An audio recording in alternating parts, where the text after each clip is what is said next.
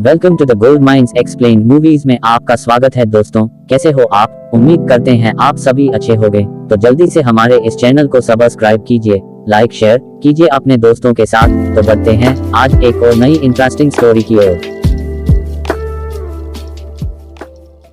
एक आदमी जो सुरक्षात्मक कपड़े पहने हुए है बर्फीली तूफानी जमीन पर चल रहा है। चारों तरफ नजर डालते ही दिखाई देता है चारों ओर जमी हुई लाशें हैं। एक रहस्यमयी बर्फीले तूफान ने पूरी दुनिया की आधे से ज्यादा आबादी को मिटा दिया है और यह तो बस पृथ्वी पर एक रहस्यमयी जाति के पहले हमले की शुरुआत थी। जो लोग बच गए हैं उन्हें अब और भी भयावह चुनौतियों का सामना करना होगा। आप देख रहे हैं 2025 में रिलीज हुई नई आपदा थ्रिलर फिल्म इटर्नल डिस्टेंस। कुछ लड़कियां नाव में सवार होकर समंदर में छुट्टियां मना रही थीं। जैसे ही उन्होंने जश्न मनाने के लिए जाम उठाया, अचानक पीछे की समुद्री लकीर अंधेरे में डूब गई और फिर आकाश से एक हरी रोशनी तेजी से नीचे गिरने लगी। लड़कियां इससे पहले कभी ऐसे दृश्य नहीं देखी थीं। वो हैरान थीं कि सामने क्या आ रहा है। तभी अचानक समुद्र की लहरें तेज हो गईं। उनमें से एक लड़की जहाज चलाने दौड़ी, लेकिन पाया कि सभी इलेक्ट्रॉनिक उपकरण फेल हो चुके थे। तभी बाहर की दो साथी लड़कियां अचानक जमीन पर गिर पड़ी। बच गई लड़की डर के मारे कांपने लगी। वो खिड़की से देखती है, एक बर्फ का टुकड़ा आसमान से नीचे गिरता है। दृश्य बदलता है। अर्जेंटीना के एक शहर में लोग बिजली विभाग के खिलाफ सड़कों पर उतर आए हैं। बिजली 3 दिन से बंद है और लोग अब बेहद गुस्से में हैं। पुलिस भी कुछ नहीं कर पा रही, सिर्फ ट्रैफिक को मोड़ रही है। गाड़ी में बैठे हुए जुआन सिर्फ मुस्कुराकर सिर हिलाते हैं। असल में वह अपने दोस्त की पार्टी में जा रहे थे, लेकिन अब रास्ता बदलना पड़ेगा। जब वो एक और चौराहे से गुजरते हैं तो देखते हैं बहुत सारी फायर ब्रिगेड की गाड़ियां जा रही हैं। इससे उन्हें कुछ अनहोनी की आशंका होती है। दोस्त के घर पहुंचने पर पता चलता है कि शहर की एक पावर सब स्टेशन में आग लग गई है। खास बात यह है कि वहां के पास एक एस्बेस्टस फैक्ट्री भी है और ये चीज जलने पर जहरीली गैस छोड़ती है। इसी वजह से इतनी सारी फायर ट्रक भेजी गई थी। अब जब उनका संदेह दूर हो गया तो जुआन अपने दोस्तों के साथ पोकर खेलने बैठ जाते हैं। टेबल पर चारों दोस्त 30 साल पुराने यार हैं, एक दूसरे को बहुत अच्छे से जानते हैं। सिर्फ वही नौजवान जो बीच में ग्रुप में शामिल हुआ था कुछ असहज लग रहा था। वह इधर उधर देखता फिर रहा था और उसे घर के मालिक का छुपा हुआ गैस मास्क भी मिल गया। जब सब दोस्त खेल में मस्त थे तभी अचानक ऊपर की लाइट बंद हो गई। किसी ने सोचा भी नहीं था कि यहाँ भी बिजली चली जाएगी। लेकिन इससे भी अजीब बात अभी बाकी थी। सभी लोगों के मोबाइल अपने आप बंद हो गए। बाहर से रह रहकर तेज धमाकों की आवाजें भी आ रही थीं। तभी घर की मालकिन नीचे भागती हुई आई। उसने खिड़की से देखा कि गैराज का चौकीदार जमीन पर गिर पड़ा है। मालिक बाहर जाकर देखने की तैयारी कर रहा था, लेकिन जुआन को कुछ अजीब लगा। खिड़की के बाहर सफेद कण तैर रहे थे। ऐसा लग रहा था जैसे बर्फ गिर रही हो, पर अभी तो गर्मी का मौसम है। मकान मालिक को अचानक याद आया हाल ही की एक खबर। कहीं यह उसी पावर स्टेशन की आग से फैला एस्बेस्टस की राख तो नहीं? शायद चौकीदार की मौत भी इसी जहरीले पदार्थ के कारण हुई हो। अब कोई भी बाहर जाकर मदद करने की हिम्मत नहीं जुटा पाया। तभी एक कार बेकाबू होकर रास्ते के किनारे टकरा गई। अब सभी के मन में अनहोनी की आशंका भर गई। वे अपने परिवार से बात करने की कोशिश करने लगे, मगर अफसोस सभी मोबाइल बंद थे। यहाँ तक कि लैंडलाइन भी काम नहीं कर रही थी। अच्छा हुआ कि मकान मालिक ने थोड़ी समझदारी दिखाई। उसने सबको कहा कि दरवाजे खिड़कियां अच्छे से बंद कर दो ताकि जहरीले कण अंदर न घुस पाएं। जुआन ने हाथ खिड़की पर रखा। बाहर की ठंड सीधा उसकी हथेली को चीरती चली गई।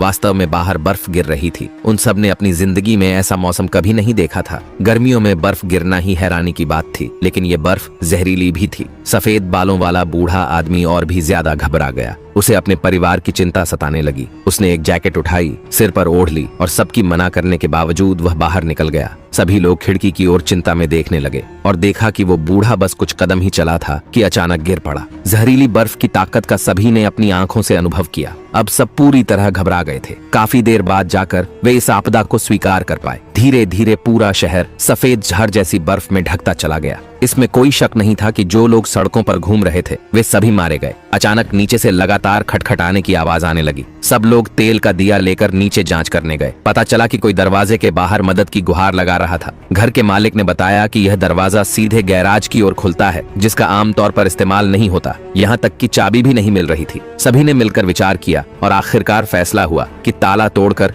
उस व्यक्ति को बचाया जाए। जो लड़की अंदर आई वह एक डिलीवरी गर्ल थी। उसकी साइकिल खराब हो गई थी और वह उसे गैराज में ठीक करके निकलने ही वाली थी। तभी उसने देखा कि गैराज का चौकीदार जहरीले गड्ढे में गिरा पड़ा है। जुआन ने ये सुना तो उसका मन कुछ बेचैन हो उठा। वह लकड़ी के दरवाजे से बाहर निकला और एक छोटी गली पार करके पार्किंग लॉट में पहुंचा। जुआन की कार ज्यादा दूर नहीं खड़ी थी, लेकिन कार की चाबी सुरक्षा कक्ष में रह गई थी। बीच में एक हिस्सा ऐसा था जहां छत टूटी हुई थी और वहां से बर्फ गिर रही थी। घर के मालिक ने उसे मना किया कि इतनी जोखिम मत उठाओ, लेकिन जुआन को उस डिलीवरी गर्ल की बात याद आई। उसने टोपी और रेनकोट पहन रखा था। इसका मतलब यह था कि जब तक बर्फ सीधे त्वचा से न टकराए तब तक खतरा नहीं है। जुआन भी अपने परिवार की चिंता कर रहा था, इसलिए उसने जोखिम लेने का फैसला किया। सभी के सहयोग से एक ट्रक को सुरक्षा कक्ष के दरवाजे तक धकेला गया। ड्राइविंग सीट पर बैठे जुआन ने एक लोहे की सीढ़ी बाहर निकाली। उसने प्लास्टिक बैग से अपना सिर ढका और सीढ़ी के सहारे सुरक्षा कक्ष में प्रवेश कर गया।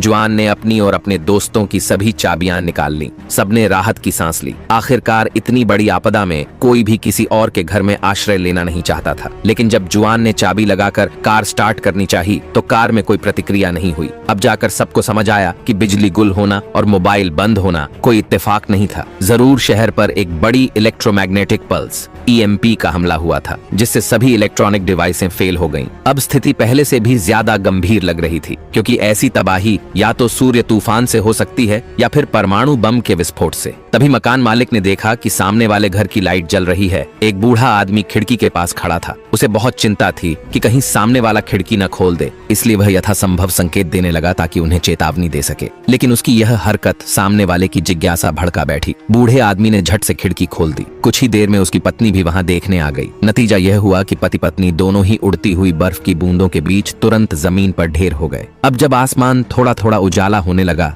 जुआन का चेहरा और ज्यादा गंभीर होता जा रहा था, क्योंकि उसकी बेटी को सुबह दौड़ने की आदत थी। ये सोचते ही जुआन ने तुरंत घर लौटने का निश्चय किया। उसके सारे दोस्त उसे मौत के मुंह में जाने नहीं देना चाहते थे, लेकिन जब उन्होंने जुआन का दृढ़ निश्चय देखा तो मकान मालिक ने उसे एक सुरक्षा सूट बनाने की ठानी। घर में पहले से ही वाटरप्रूफ सूट और गैस मास्क मौजूद थे। सबने मिलकर जल्दी जल्दी उसे पूरे उपकरण पहनाए, ये सुनिश्चित करते हुए कि उसकी 1 इंच त्वचा भी खुली न रह जाए। जुआन ने मास्क को पहनकर देखा। वह आसानी से सांस ले पा रहा था, इसलिए वह बैग टांगा और बाहर की ओर बढ़ गया। सभी लोगों की उम्मीद भरी निगाहों के बीच जुआन ने गहरी सांस ली और बर्फ से ढकी जमीन पर कदम रखा। बर्फ के फाहे धीरे धीरे आसमान से गिरते रहे, लेकिन ऐसा लगता था कि वे उस पर कोई असर नहीं कर रहे थे। लगता है यह खुद से बनाया गया सुरक्षा सूट वाकई प्रभावी था। बस सड़कों पर जो भयावह दृश्य थे उन्होंने जुआन की कल्पना से परे असर किया। वह लगभग हर एक कदम पर एक लाश देख रहा था। पूरा शहर मानो एक विशाल कब्रगाह में तब्दील हो चुका था। जुआन के भीतर से एक अजीब सा डर उठने लगा। कौन जाने इस आपदा में कितने लोगों ने अपनी जान गंवाई, क्योंकि यह बहुत ही अचानक आई थी।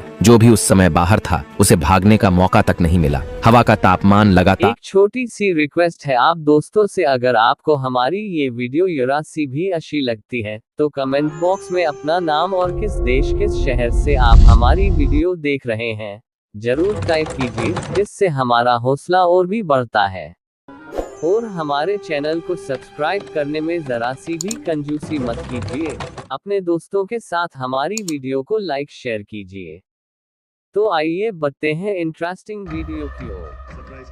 लगातार गिरता जा रहा था। जुआन के शरीर में असहजता महसूस होने लगी। उसे लगातार ऐसा लग रहा था कि कोई पीछे से उसका पीछा कर रहा है। उसने थोड़ी देर दौड़ लगाई ताकि शरीर का तापमान बढ़ सके। तब जाकर वह ठंड की वजह से हो रही मानसिक भ्रांति से उभर पाया। जुआन ने नक्शा निकाला और शॉर्टकट से अपनी बेटी के घर की ओर जाने की तैयारी की। स्टेशन के पीछे के हॉल को पार करने के बाद वह रेलवे ट्रैक पर चलने लगा, लेकिन अगले ही पल सामने जो दृश्य था उससे जुआन के रोंगटे खड़े हो गए। एक ट्रेन पटरी के बीचों बीच रुकी हुई थी और उसके चारों ओर यात्रियों की लाशें पड़ी थीं। संभवतः जब ट्रेन स्टेशन पहुंचने ही वाली थी उसी समय यह जहरीली बर्फ गिरी होगी। जुआन दांत भींचते हुए आगे बढ़ता रहा। अचानक एक डिब्बे से कुछ आवाज आई। सोचा भी नहीं था कि अंदर कई जीवित लोग छिपे हुए थे। उन्होंने जब जुआन को पास आते देखा तो समझे कि शायद कोई दमकल कर्मी उन्हें बचाने आया है। आखिरकार वे लोग पिछले 6 घंटे से वहां फंसे हुए थे। ना तो उन्हें कुछ खाने को मिला, ना ही एक घूंट पानी नसीब हुआ। जुआन ने लाचारी में सिर हिलाया। वह अकेले दम पर इन सभी को बचा नहीं सकता था। वह बस अपना बैग खोला और उसमें से एक बड़ी बोतल मिनरल वाटर निकाल कर दे दी। अब आगे उनकी जान बचेगी या नहीं, ये सिर्फ उनके भाग्य पर निर्भर था। रेल की पटरी पार करने के बाद जुआन बहुत जल्दी अपनी पत्नी के घर के नीचे पहुंच गया, क्योंकि दोनों सालों से अलग रह रहे थे। बेटी हमेशा पत्नी के साथ ही रहती थी। सीढ़ियों की तरफ बढ़ते हुए जुआन ने अपना सुरक्षा मास्क उतार दिया। सीढ़ियों पर लगातार पानी बहता दिख रहा था। कुछ बचे हुए लोग दरवाजे पर खड़े शायद ताला तोड़ने की कोशिश कर रहे थे। जब जुआन उस मंजिल पर पहुंचा जहां पत्नी रहती थी तो देखा कुछ लोग दरवाजे पर खड़े प्रार्थना कर रहे हैं। उसने उन पर ध्यान नहीं दिया और सीधा घर के अंदर चला गया। कई कमरों में खोजबीन करने के बावजूद पत्नी और बेटी दोनों ही घर पर नहीं थी। जुआन के मन में घबराहट की लहर दौड़ गई। उसी समय ड्राइंग रूम के बाहर से कुछ हलचल सुनाई दी। उसे लगा कि घर में चोर घुस आया है, लेकिन पूछताछ करने पर पता चला कि उसकी पत्नी ने ही किसी को दवा लेने भेजा था। जुआन की नजर नीचे गई। उसके हाथ की पीठ पर कपड़ों से चिकन ब्लड लग गया था। वह समझा कि शायद अब उसकी मौत निश्चित है, लेकिन तभी उसकी पत्नी सबको चीरते हुए आगे आई। उसने सारे गैर जरूरी लोगों को घर से बाहर कर दिया। तब जाकर बेटी की खबर दी। पता चला कि वह पिछली रात किसी सहेली के घर गई थी और अभी तक वापस नहीं आई है। यह सुनकर जुआन गुस्से से पागल होने लगा, लेकिन इससे भी बुरी बात यह थी कि पत्नी को अपनी बेटी की दोस्त का पता ही नहीं पता था। जुआन ने जबरदस्ती खुद को शांत किया। अभी शिकायत करने का वक्त नहीं था। उसने तय किया कि वह अब सीधा बेटी के स्कूल जाएगा। वहाँ स्कूल में यकीनन सभी छात्रों का पता मौजूद होगा। जुआन ने जैसे ही दरवाजा खोला, देखा कि बाहर बड़ी संख्या में स्थानीय निवासी जमा थे। असल में उसके जहरीली बर्फ से बचने की बात फैल चुकी थी। कुछ लोगों का अनुमान था कि जुआन के पास कोई विशेष इम्यूनिटी है। जुआन ने समझाया कि वह सिर्फ एक गैस मास्क का इस्तेमाल कर रहा है और वह बर्फ जो शरीर पर गिरती है वह जहर खो देती है। उसी वक्त एक गंजा आदमी सामने आया और मास्क देने की मांग करने लगा, क्योंकि इस इमारत में एक व्यक्ति ने निराश होकर बाथटब में आत्महत्या कर ली थी, जिससे पूरी बिल्डिंग का साफ पानी लगभग खत्म हो गया। अब ये सब लोग उम्मीद लगाए बैठे थे कि जुआन का मास्क उन्हें बाहर जाकर सुपरमार्केट से पानी लाने में मदद करेगा।